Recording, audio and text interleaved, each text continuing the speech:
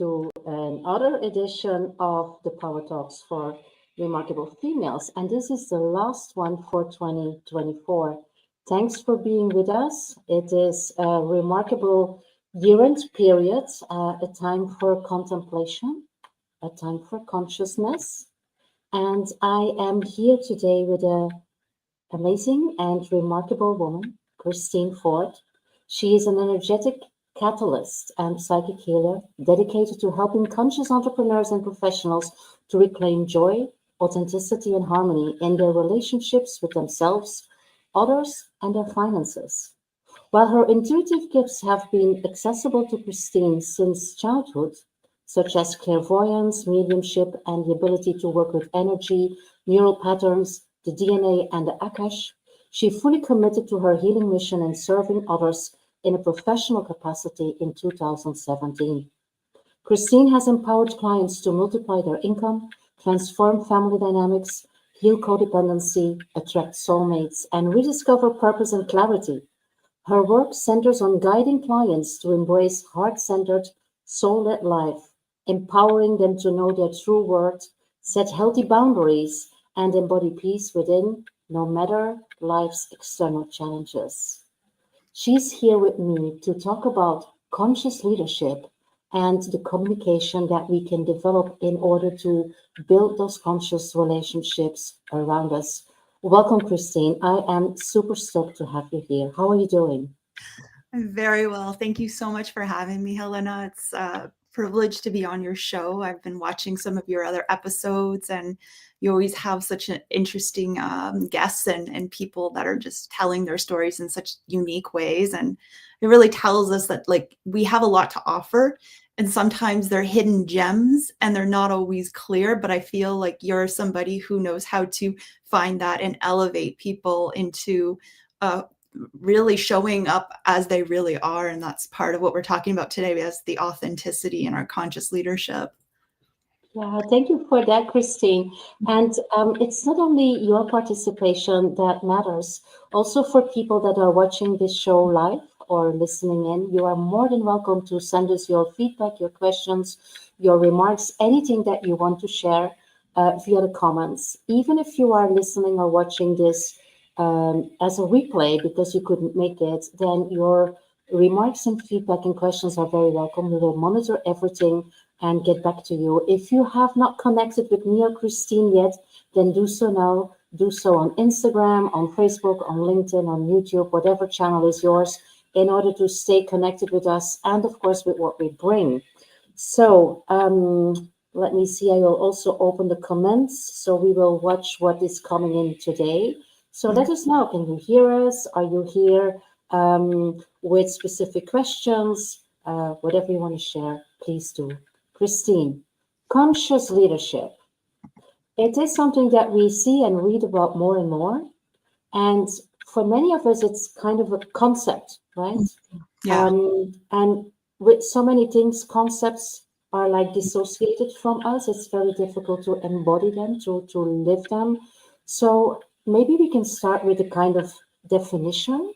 What exactly is conscious leadership, and what is consciousness in general for those of us who are not really familiar with that terminology or concept? Yeah, this is definitely like I would say it's like kind of a new wave of being. And the crazy thing is that it kind of takes everything that we have ever done in the ways that we think about how leadership is and the ways in which we lead, and it turns it on its head. And so that's why it's kind of hard to sort of grasp as like a single particular individual thing, because it's sort of like a paradigm. So if you imagine a paradigm of like, this is just how parents and children are, and there's all these little nuances and all these little things that happen in the dynamic between parents and children, and the family dynamic's the first dynamic that we are born into. So it's the most familiar, which is why I'm relating to it. So it's like, this is just the way it is, but it's like that way because it's your worldview, or maybe it's your generation's worldview. And so what ends up happening is there's just patterns that end up getting created. And it's like, okay, so this is the consciousness of the family unit, and this is how it is for people in, say, the Western world. It's different in the Eastern world, actually. So that's interesting too. But what I would say, just in terms of like, to kind of bring it back to like what's conscious leadership, it's looking at leadership from a completely different lens, which again is vague. So I'm understanding that like we want to get deeper with this. So an example of conscious leadership could be like, I expect my employees to work 9 to 5. That's the more sort of, that's the old paradigm. That's the rule. Right? That's the old paradigm. I expect my employees to work 9 to 5 because that's how I know I'm going to get the output I want from my employees. And the same way that where parents and children are like, if I punish my child, then I will get a specific outcome from them because that's what I know to do. Right? That's the old paradigm. The new paradigm says, well, what if we move away from time and energy as sort of the main ways that we can get results, and instead focus on more precision. And when I say that, I say like, so there's precision in results. So if I focus on results instead of what I expect an output to be in order to get those results, then I'm kind of having to like trust a little bit more.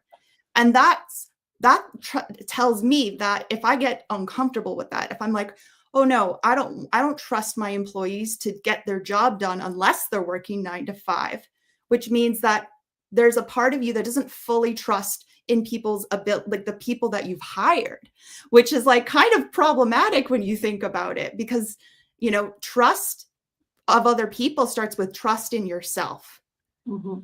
Like I trust myself to make good decisions on who to hire because I know they're going to get the job done. And I don't really care how many hours they spend on it. I care about what they promise. The outcome. The outcome, the results, right? And so that's an example of like conscious leadership where you step into deeper trust of your employees, but you cannot do that until you fully trust yourself. Yourself to make those decisions. So that's an example of conscious leadership. And that's very hard for people who really are seeking a sense of control in their role as the leader. Like, I want to be able to control people. There's power plays that happen on a subconscious level. And those are the types of paradigms that need to be looked at and examined. And I don't say get rid of everything because I don't think it makes sense. I say look at everything and ask yourself, does it make sense still? And does it allow me to like show up as the way I want to? Or, am I like tense all the time? Am I like on the clock? And, is my nervous system being sacrificed for this? And then as a result, are my employees anxious around me, walking on eggshells, kind of checked out? Maybe they just sort of quiet quit because they're like, I can't even deal with this person. Like they're just a micromanaging, person, and I can't deal with it. Like that doesn't elicit in me to create the best experience and to produce the best results, right? So that's an example. Yeah.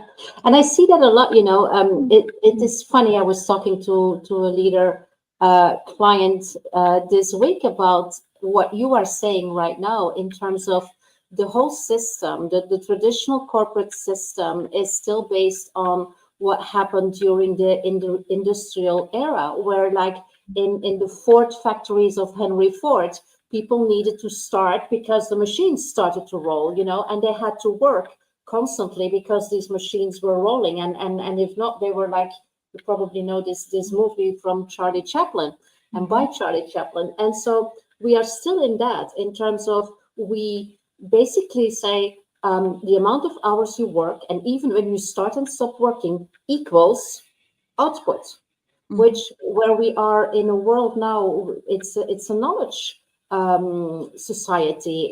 We deliver knowledge, we deliver consulting, we actually even deliver connection. And so it is not about the hours, it is about the intensity and the quality of the connection, of the communication, and of the result. But because we don't know that, it feels like we don't really have the framework for that. because it is in ourselves, it is our own wisdom and our trust, like you say.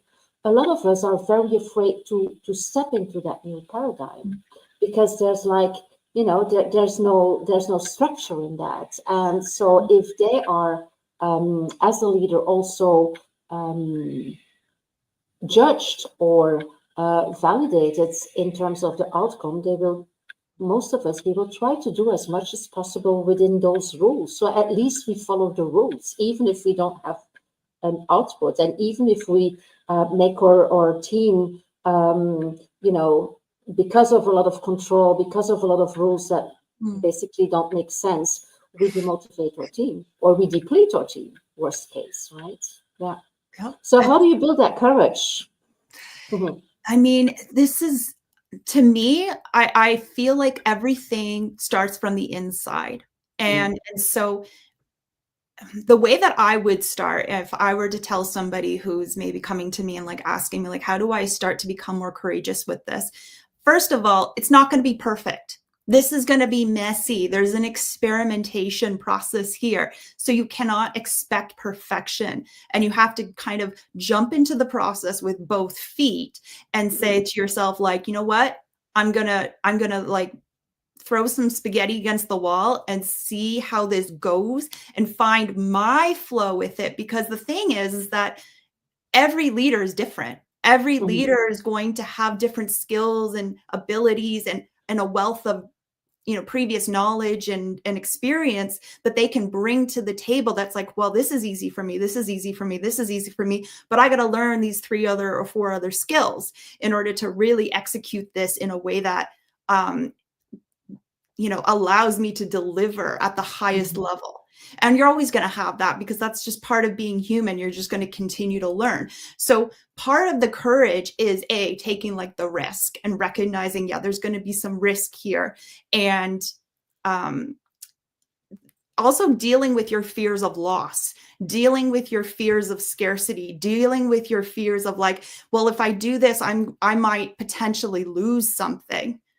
And if you get hyper focused on that, like you kind of end up creating a self-fulfilling prophecy. But if you focus on like, well, I'll just give an example of like my experience. When I was called to like step into more conscious leadership in my business, what I found was if I made a decision that like I was going to follow my intuition, like I'll just say it that way, and it was so wildly different than anything that my logical brain would tell me to do. It scared the heck out of me for sure. But what I did notice that over time, every single time I stepped out of that comfort zone, right? And I let myself actually just try it without sort of getting hyper fixated and like, this is all my security. This is all my sense of validation. This is all my sense of worthiness. And a lot of that stuff plays into why we don't take risks, because it's like, well, I get validated for following the rules. Yeah, but rules never actually create anything new. They maintain what is. Exactly. And so that's fine if that's what you want to do, but you're not going to innovate from that space. You're not going to create anything new. And you can't expect to attract people who might create new things either, because that's the frequency you're going to be in predominantly. So what I have found that I had to do was really look at what ends up happening when I kind of color outside the lines a little bit here. What ends up happening? And it's like 9 times out of 10, yeah, things get challenged. I get freaked out, but I actually find that more abundance comes in, more wealth comes in, more opportunities come in. Even just being here on this talk, I could feel the intensity before I'm very energetically sensitive. So just coming from my perspective, I could feel how many people were going to watch this. I could feel how much impact it was going to have. And it scared my system, right? I was like vibrating with like anxiety, but I was also having some excitement. And so sometimes we have to like play between the realm of anxiety and excitement and learn to lean into the excitement rather than run away from it because, oh, it feels uncomfortable and I don't want to feel uncomfortable. Well, sometimes discomfort is actually the key to us stepping into our next level. And that's what people say all the time about getting out of your comfort zone too, anyway. So it's very common to hear this, but it's very difficult to actually carry it out. And especially where, you know, you've been playing it safe for a really long time. You know, what I would do is if you're somebody who feels like you always play it safe, meaning you never feel uncomfortable, you always feel like you know what you're doing, you always feel like you're like the best at this, challenge yourself in that area. Exactly. Where can I grow here? Right? You're growing. Yeah. Or where am I always bad? Where do I suck? Like, where am I no good? Have you challenged yourself in growing in that area, or do you just avoid it? Like, be honest with yourself, have honest conversations with yourself. And the thing is that when you start having honest conversations with yourself, you'll start having honest conversations with other people, where other people will feel like, oh, I can be honest with this person because they're not trying to hide all of their fears behind this pretense. And so that creates more authenticity with your relationships as a result. So it's like huge benefit. Yeah, absolutely. You know, I like what you said also about anxiety and excitement, because they are actually very much related also in the kind of body chemicals they produce. The differences or the differentiator is how we look at it. It is, you know, a new event can be indeed like a source of anxiety, and it can be something if we trust, right? If we know our strengths, if we are connected with our strengths, it's a source of excitement and you know, exploration and adventure. So our mindset does a lot. And I also like that you make the reference to your own business, because I was talking about conscious leadership in like a corporate context.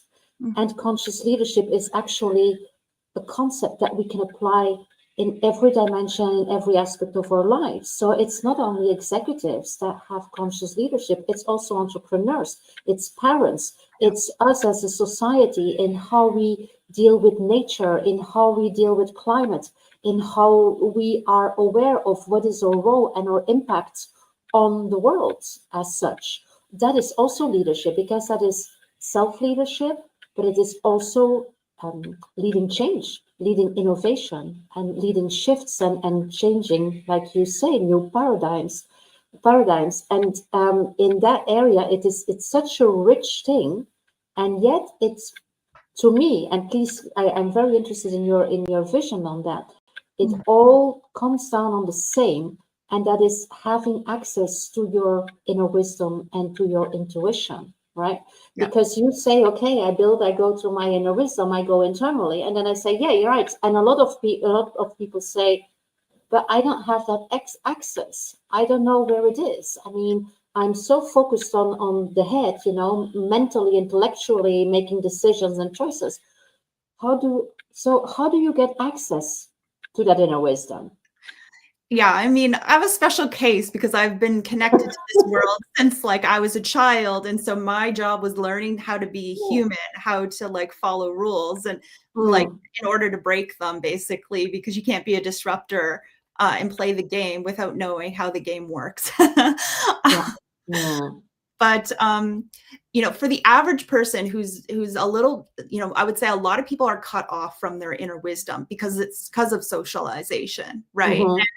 And when I look at that energetically and I like look at this sort of from an intuitive perspective, it's like, this is actually part of the path. It's not like get rid of all socialization and forevermore be without it. It's like, learn how you know, your soul came in at a certain point with certain sort of missions and lessons and things that it wanted to do. And so part of where you're born and the sort of circumstances you're in, from a soul perspective, not necessarily from a human perspective, but from a soul perspective, is part of that growth and part of what you're meant to learn or, you know, bring your gifts to, right? And so when I say like connect to your intuition, it's like children are naturally connected to their intuition. They know what they feel like. They can feel an emotion and they know that that's just part of their experience. It's the adults in the room that judge the emotion because they're uncomfortable with the emotion. It's the adults in the room that judge the child's wisdom. Hey, I think there might be something off with grandma. Maybe, I feel like there's something wrong. And the parent is like, no, I don't want to entertain that thought. Like, let me just deny that. No, you're just making that up. Like, I don't want to hear it. Like, that's energetically what the parent does to the child. And so what does the child end up doing is saying, oh, I'm not allowed to know things. I'm not allowed to feel things because these threaten the person that is here to take care of me. And if it's their fear, then it should be my fear too. And so they learn to fear their intuition. They learn to fear their wisdom.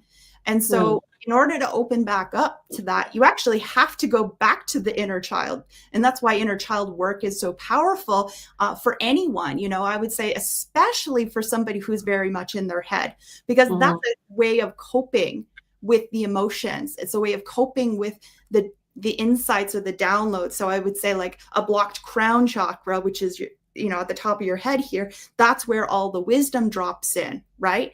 And so it drops in, goes all the way through the energy body, hits the root chakra, which is like the physical world. And then that's when you can actually implement it, you can live it out, but it gets stuck. And so when I look at it, and especially if I'm doing work on somebody, I can see sometimes that their energy, when I put new energies or codes in and stuff, it gets stuck here in the crown. It doesn't go any further because their mind is fighting it, because they're saying, this is not safe. And so accessing your intuition, accessing your wisdom, accessing even your body feelings is going to be really difficult until you feel that they are safe to trust, that they are safe to exist. And you don't need to like overreact or go into overreaction mode. It's more of a balance. It's like, okay, here's an emotion, here's anger. I had experience where anger was very bad. Anger means bad. And that's the inner child, right? That sounds like a child, right? Exactly. But your system says this and still believes this to this day. And so if you can't express anger, if you can't feel anger, then it gets stuck inside of you. And then, you become the person who gets walked on. You become the person who, anytime somebody else is upset, you get really uncomfortable and like maybe you need to leave the room. It triggers you, right? And so this is what I'm saying, that if you can entertain the emotion that you are fighting, if you can entertain the insight or the wisdom that is coming in that scares you, that makes you uncomfortable, you're coming back to heal that part of you that was traumatized or hurt or and when I say traumatized, it could just be like my parent just pretended that this didn't exist or this didn't happen. And oh, well, you don't get allowance today because you didn't clean your room. Oh, well, I did clean my room, but not to the way that I wanted you to do it. And then you become a perfectionist, right? And so see how these little things can create bigger problems, and like it creates mistrust with yourself. And so what I would say is that, start looking at where you get uncomfortable. Go to the place that you are uncomfortable. Go to the place that you actively avoid. Do it in your journal. Do it through EFT tapping. There's so many modalities out there that you can use to help you kind of feel these things all the way through. Because once they're no longer your enemy, no longer something that terrorizes your system, and you'll know it terrorizes your system because either you numb out or it really triggers you. Like you get all this sensation, or like you're just completely numb to it. Both of them are a trigger. It's interesting what you bring there. And I recognize that myself in terms of, like inner child work and trauma work. A lot of us, and I had the same, I always said, well, I don't think I have to do work there because I have never had trauma, because I related trauma with something really, severe and heavy. And now I understood that unconsciously and subconsciously, a lot of little things are like injected. That are not big dramas and big traumas, but they do have a tremendous impact. That's what you were also saying. And even things that you feel like now conceptually or intellectually, that wasn't that bad. of course, it's not bad, especially because most of our parents don't do things intentionally to harm us. It's because, this is their framework, and we do that also. We make a lot of mistakes in that area, not only with our children, but just, interactions in general. But being aware that this is basically something that all of us can explore and can work on. If we feel blocks, if we feel that things are not really aligned, if we feel that we lose energy, it's not because you didn't experience big traumas that you cannot experience big energy loss and other blockages that keep you from manifesting what you want and who you want to be. And that's an important one. That's also one that I learned. And I would like to, people that are watching or listening to this to be aware of that you don't have to experience extreme trauma, with all respect for the people who have, Of course. in order to do inner child work, and in order to go deeper, exploring what it is that blocks you, because it is our energy fields, it is our subconscious that is blocking us. And it's sometimes with very simple interventions that you can, change a lot and move forward a lot, right? Exactly. It's such a powerful yet very simple seeming process. Like, people say like, oh, well, what's breath work? Who cares? Mm. It's like, but you have no idea the impact it can have on your nervous system and on, you just like think about silent meditation retreats. Why are they so difficult? Because you have to deal with yourself. Exactly. Yeah. That's what I breath have work them does. here. I have them here. 4 days stillness and solace silent retreat. It's amazing how people are confronted with silence, and the Yep. impact, and 4 days is like undoable for a lot of them if they don't receive the right context and support. Yeah, because you are alone with yourself. Yeah. Yeah, but the beauty is that you start to discover like not just all of the things that are that scared you or that you've been running away from. You also discover the gifts because Mm-hmm. our inner child has gifts to give us, the parts of ourselves like that intuitive gift, for example, the ability to just feel. Like, does an infant not feel their emotions? Of course not. You know when an infant's not happy. You know when an infant is happy. Like, when they're at peace, when they're aggravated, like they're not shy about expressing it, right? But then adults act like, well, oh, I'm so evolved and I'm so mature. And it's like, but it's actually not that mature because it's coming from avoidance. If you can actually be with your emotions, you'll know that you've made progress. If somebody can be around you who's in an emotion that you were really uncomfortable with, that now you don't feel that much about. So, in my example, anger was like a strong emotion that I couldn't really deal with. And when I started to deal with that anger, people around me could be angry and it wouldn't trigger me anymore. It wouldn't set me on edge. It wouldn't make me anxious. It wouldn't set me off. I wouldn't have to leave, And so these sound like little things. Well, how does that have to do with intuition? Well, your intuition is also comes through your emotional state. So your emotions can bring you information, right? Energy and motion. But like I always look at an emotion as a gift. So what was the what was the lesson? What was the insight that this emotion was designed to give me?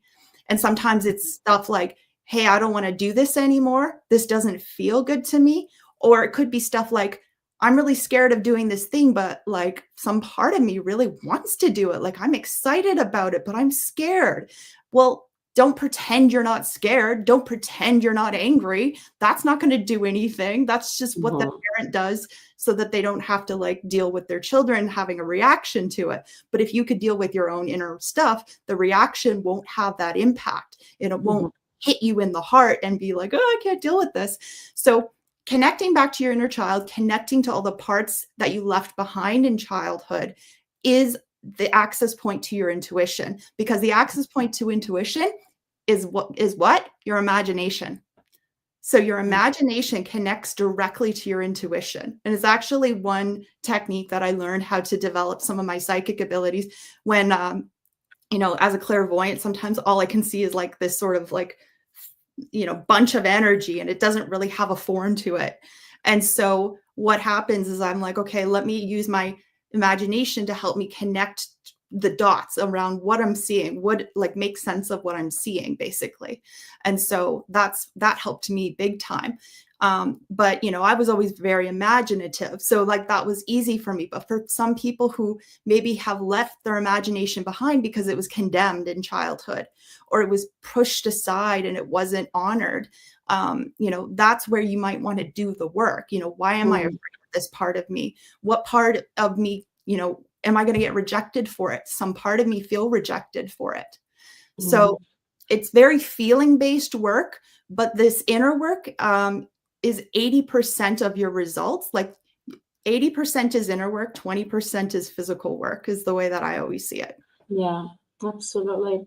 I love that imagination part. Something that I very often do, and also I do with my clients, is guided visualization, or some call it imagery, or guided meditation. And basically, it is supporting people to go inside in a very safe context, and by making suggestions in terms of where they are and what they can experience and what they can see in a completely imaginary world that you then can even amplify and activate, and they can really co-create it. They're like the director of their movie, and then they step into that movie and then they experience it. And every time I see that they lose complete connection with time, they don't know how long they were in the session. They are always extremely peaceful and happy and joyful because they were able to create something really beautiful, and they were able to create like a future vision. And it is the thing is that our brain, even if we imagine it, our brain reacts as if it is real. So we can absolutely kind of trick our brain also in leadership, if we want to achieve something, if we want to manifest it, by just imagining it time after time, and play around with situations and events that happens, and maybe challenges and difficulties that come into your story, but live through it and like practice it, and create access with mythology, with metaphors, with archetypes. There's so many with angels and ancestors. There's so much richness in all these things that we can build in our internal worlds, that can activate that imagination, that can also connect with that wisdom. That's how it works for me. I just love doing these things. Yeah, I guess you can recognize that. You can feel it probably when I'm talking about it. No, it's exactly it. Like, when I was a kid, I was obsessed with art, and I was obsessed with history and mythology. And then I became interested in like the occult arts, and just in terms of what's alchemy and what is all these things, what's astrology. And these were not necessarily like pillars of truth or something like that, but it was like my soul could speak through them. And Mm, I feel that our higher self speaks through anything that we put our attention onto, if we allow it. That doesn't mean mm, that the subconscious doesn't also use the same thing. But in terms of, if you were to say, hey, you know what, I want to ask my higher self the answer to this question, like, I want to know about this. I do this all the time. I just say, hey, higher self, what should I do about this? Or what's the situation here? Or what's going on with this person? And I just get it dropped in. It just drops in. But there was a time where I would look around my world and I'd say, like, okay, let me look and see if there's anything about this. But when I kind of dropped the expectation is when I got the real wisdom. When I was like striving and trying to get an answer that my ego wanted to hear, I would get like lots of validation for that. It would be like, oh yeah, here you go. And so you can get that. Like you could say like, oh, focus on, if you want a green car, you start seeing green cars all over the road, right? exactly. Mm, That's a very like deliberate sort of intention. But if you put it into context of like, what is my higher self saying? I want to actually know what that is. Notice where you say, oh, it can't be that. Oh, there's no way. Oh, that's just silly. When you start saying that, when you start hearing those things in your head, pay attention, because The universe doesn't give you, God, source, universe doesn't give you anything out of an accident. It's not an accident. It's intentional if you're intentional. But if you're not intentional, you're just all over the place, then yeah, things are going to be a mixed bag, and that will be sort of relatively like, okay, that, what do you expect, right? Like you go to a restaurant and you say, oh, just give me the best thing you got on your plate, you know, on your menu. And it's like, well, what does best mean? Like, how can you specify? Can you articulate what it is you're like? Do you like rice? Do you like pasta? Do you like, you know, steak? Because one person could walk in and say steak's the best thing. Another person could say, no, pasta's the best thing. So being specific about what you want is very helpful. And when you can go deeper beyond what your mind is telling you you want, if you can sit with that inner child, if you can sit with the things that are coming up that you're afraid of, you'll start to get more clarity and more information that's accurate, I would say. Yeah. You say you had this connection with your higher self as a very easy thing because you are gifted, right? So what can people do? Do you have like a strategy or a process or a practice for people to activate that relationship, to get closer, to make it easier, accessible? What would you advise them? Yeah, I mean, the biggest thing, you know, other than the inner child work, is to look at your shadow, is to look at the things that you're afraid of. When the way that I see it is that if I assume that things that are coming in, there could be a fear here. If I assume that there could be a fear, then I'm going to work on that fear. I'm going to confront that fear. That's my shadow work. Okay. And then if I'm still feeling called towards the thing that's being presented to me, then that's probably more accurately my intuition. So it gets a bit more nuanced as you go deeper with it, because sometimes you could be calling something in and it's like literally coming from like some longing that your parent had. And so it can get more complicated is what I'm saying. And that's where ancestral work can come in. And so you can go deeper with this. But just in terms of like, say, somebody who just wants to start exploring this world and start connecting with this, look at the parts that you're afraid to look at. And what I would do in terms of connecting to your higher self specifically, get quiet. Like we talked about the silent retreat. We talked about the breath work a little bit here. Those activities, those types of things require you to sit in silence and not think about this, that, and the other thing. You literally have to let things go. And as soon as you can do that, and it might take practice. For some people, it could happen. Like I can meditate and get information in like under 10 seconds. But, you know, I used to like need hours or weeks for this to happen, right? Because there was a lot of noise in my head too. And we all have noise in our head because we're hearing a lot of other people's thoughts. Like, and I know that sounds crazy, but like, it's actually true. We are hearing a lot of people's thoughts. A lot of us can pick up on information and not realize where it's coming from. For me, I use it for my work, obviously. And I use it with permission and very responsibly and very like with consent and all of that. But like, you know, if you're a psychic who picks up on everyone else's stuff, like just beware that like you're not invading somebody. But just in terms of like connecting to your higher self, yeah, get really quiet. What is a quiet activity that like connects you to something deeper than just your mind? Maybe it's drawing, maybe it's painting, maybe it's knitting, maybe it's gardening. There's all these different things that you can do that sort of preoccupies the mind and the ego a little bit, so that the information that, you know, that connection to your higher self can start to open up a little bit more. And as it opens up, just notice where you get scared. Notice where you start to feel, oh, I don't really want to go there. I'm not ready for that. That's the mind trying to shut it down.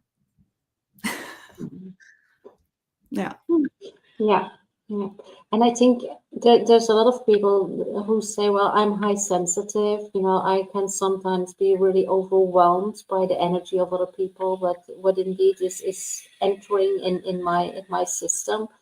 So what you say is you can really stop that or work with that by doing basically all things that involve the body, right? Because painting or playing or gardening are all things that are, you know, Yeah. putting us in a certain action. And I would say in a creative action. Yes, Does that because make your sense? creativity connects to your imagination. And guess again, Mhm. where we go with imagination, that's your intuition. So it all leads in the right direction that you want to go in. If you feel like you're the most uncreative person, like get that thought out of your head right now. Everyone has some creative energy in Mhm. them because everyone has a sacral chakra. Like Yeah. and that's your creation energy, regardless of of what body you were born into. Every single person has a sacral chakra. Sacral chakra is creativity, it's also intimacy, it's also connection, but it's connected to something more than just what your human mind will come up with, which typically likes to regurgitate stuff from the past, kind of like an AI. um, Wow, I didn't think we would bring that up in here. no, Such but it's, consideration. you can use it to your benefit, right? Like it's not wrong. Like are we saying that the mind is bad and wrong? No, of course not. It has Mhm. its place, and Yeah. it just can't lead the ship. It's just not going to take us anywhere new. It's just going to kind of drive us in a circle. And they're like, okay, like why are we driving in a circle? Like, I don't know. Yeah. There was a show where Because they our ego watch. wants to keep us safe in their definition of safety, of course. Yeah. Exactly. Exactly. And Mm. then that's okay. But like work with the part of you that feels unsafe. Work with the part of you that says like I can't do this. I'm not safe. How can you make yourself feel safe to go through this Mm. process? Like that's your job.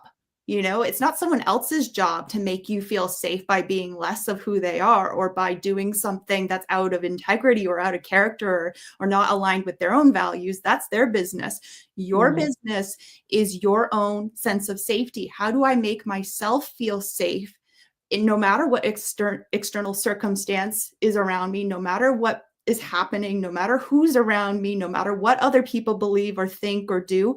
How can I decide right now to feel safe? And that Mm. might be a process that's unique for each individual, Yeah. because my process would be like, I'm just going to sit there and I'm going to have a conversation with my inner child.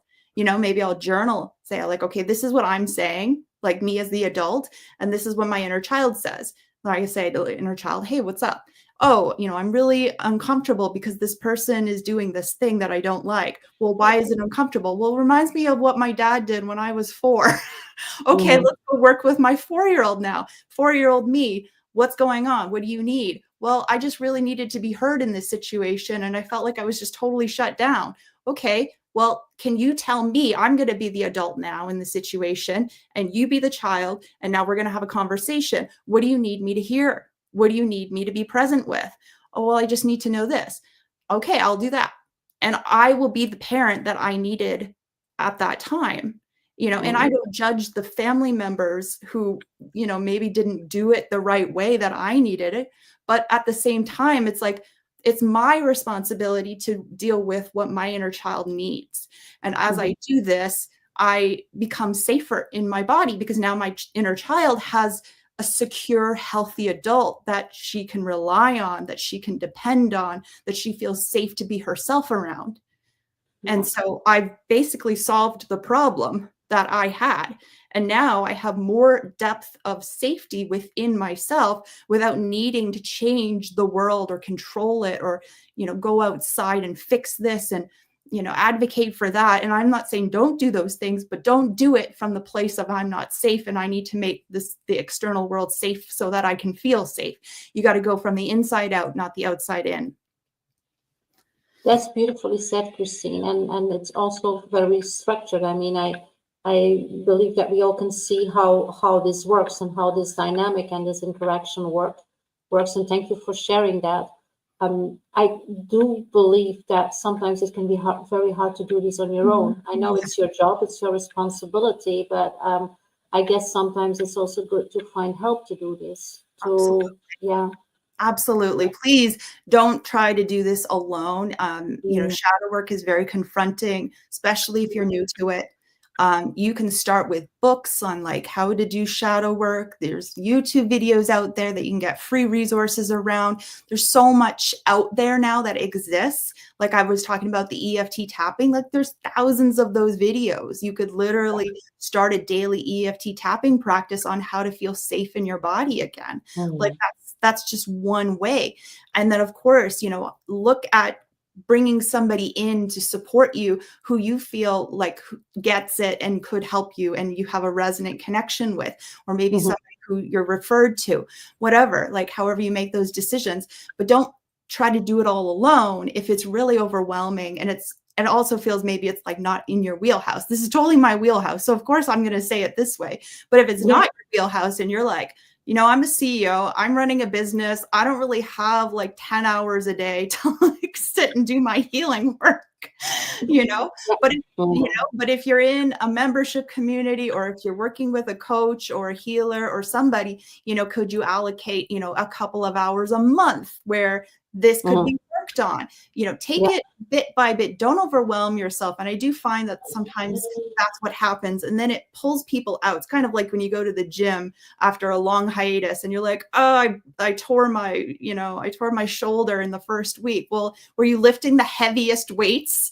Maybe something you lifted 10 years ago? Well, duh, like you got to work up to it. So, you know, treat it like a workout, because it is a workout. It is work. It is a marathon, not a sprint, right? Yes, exactly. You got it.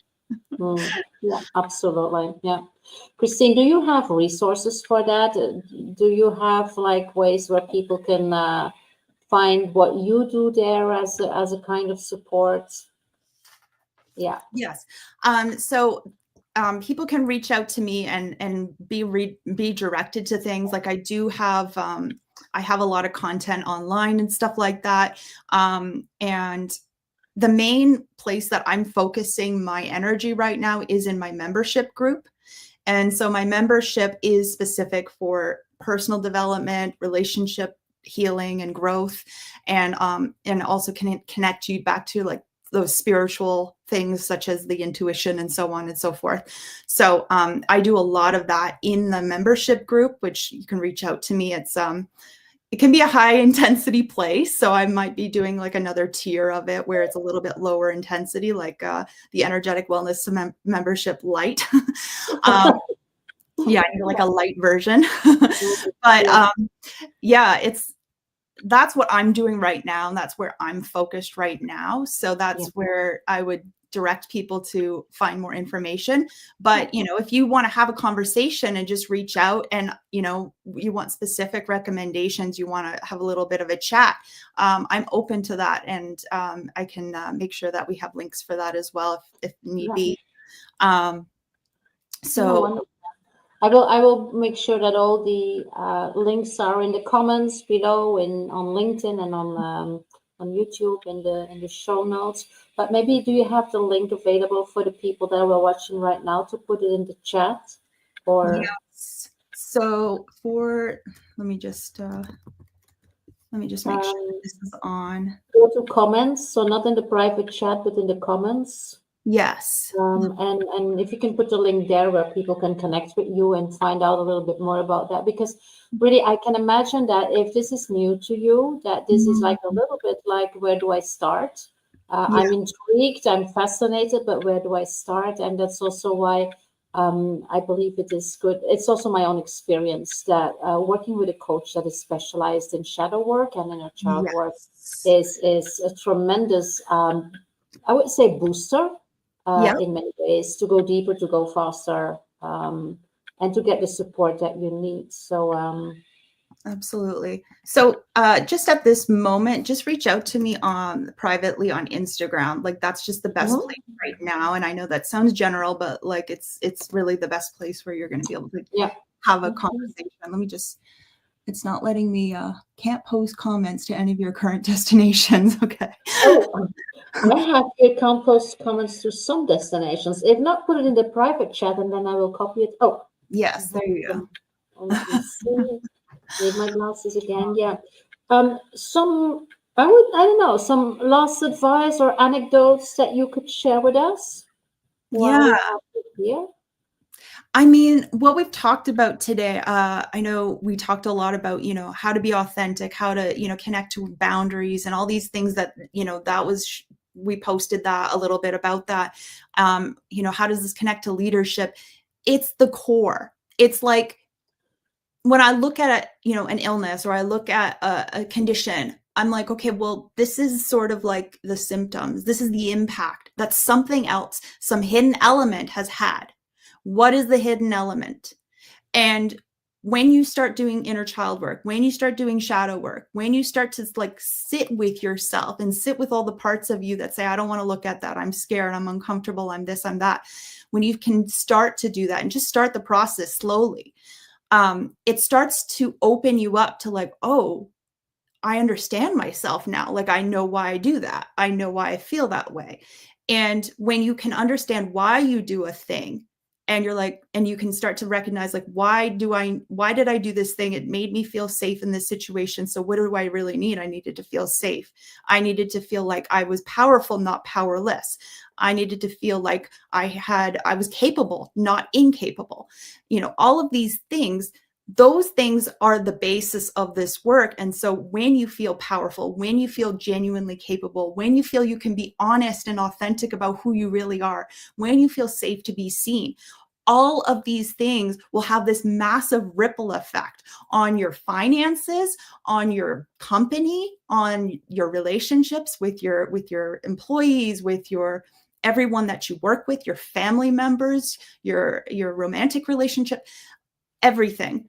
This is the basis, because I don't feel like it's useful to just go to the symptom, because like, okay, well, great, you have a symptom. Oh, I'm having these like I saw a story the other day, and it was like this woman was saying, I made, $200,000 or something like that. And I was just like, but I lost it all. And I just thought, but like, you didn't go deeper to this issue. What was the deeper issue? What part of you is afraid of holding money? And it's not judgment. It's just recognizing, I'm like, I know what that feels like, because I actually had to heal my own version of that. And so when I've gone through those experiences and I've connected to like, what is the core essence here? Why did I not feel safe? Why was this not okay for me? Why was it, why was I judging this? Or what part of me felt unable to hold this?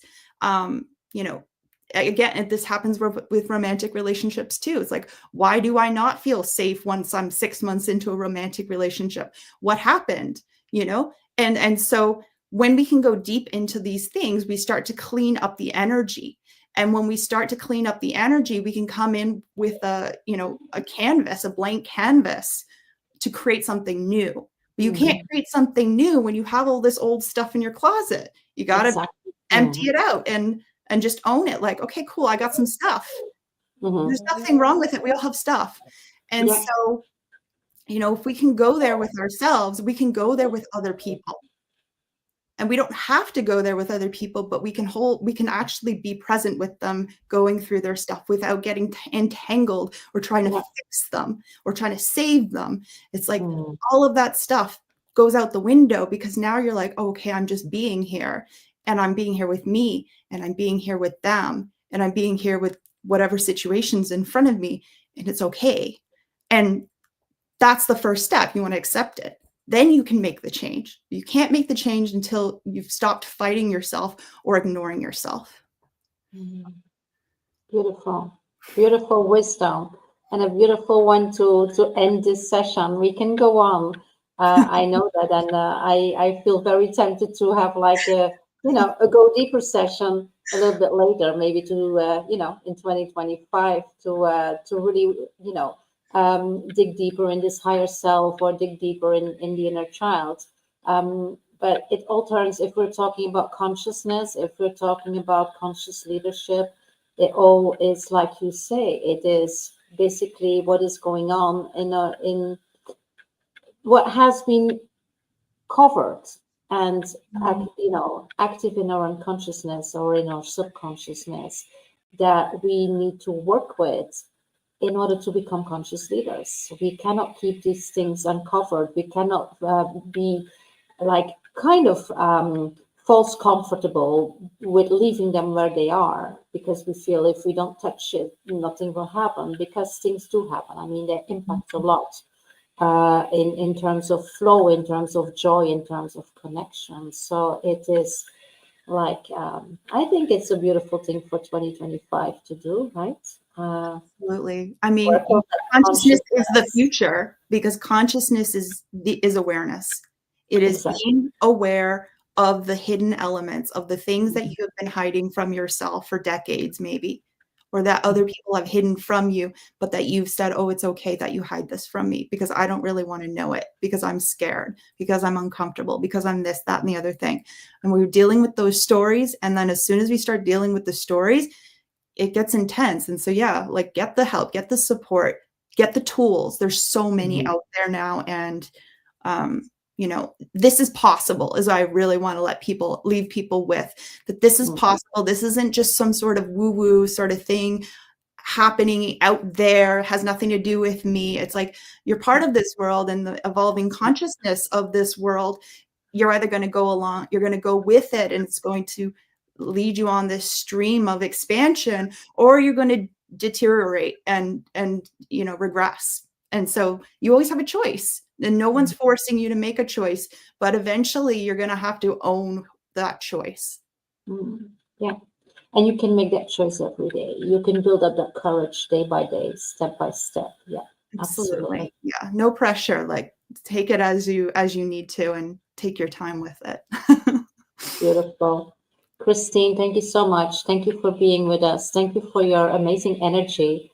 Thanks for all your wisdom and your encouragement also to access it and to live a more full and complete life. And I'm only looking forward to receive information and feedback from people that watch this and watch the replay and that have, started on this path and have felt the impact and how it shifts their life and how this consciousness is becoming something essential in their being, actually. So I wish everybody a lot of consciousness, a lot of inner child work and play. And yeah, I can't wait to see how that impacts the world. Thank you so much, Christine. It was such a pleasure and honor to have you and to be with you again in your energy. Wonderful. Much Thank love. you.